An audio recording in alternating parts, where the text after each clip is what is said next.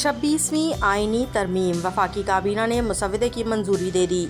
आईनी तरमीम पर वोटिंग आज ही होगी। तरमीम शुदा मुसव्वदा आज काबीना के सामने रखा जाएगा।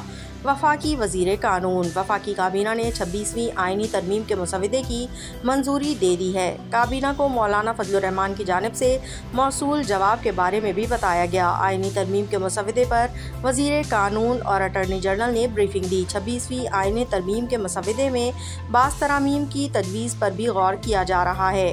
दूसरी जानिब हुकूमत के सब्र का पैमाना लबरेज हो चुका है। डेडलाइन तक जवाब न आने पर पुराना तरमीमी मुसव्वदा मंजूर कराने का फैसला किया गया है।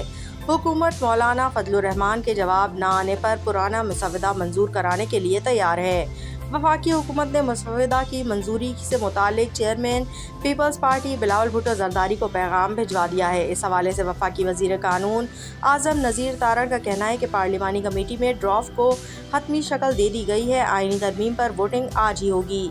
तरमीम शुदा मुसव्वदा आज काबीना के सामने रखा जाएगा। इलाहाबादी वज़ीर कानून आज़म नज़ीर तारण ने MQM वफद को तरमीमी मुसव्वदे पर ब्रीफिंग दी।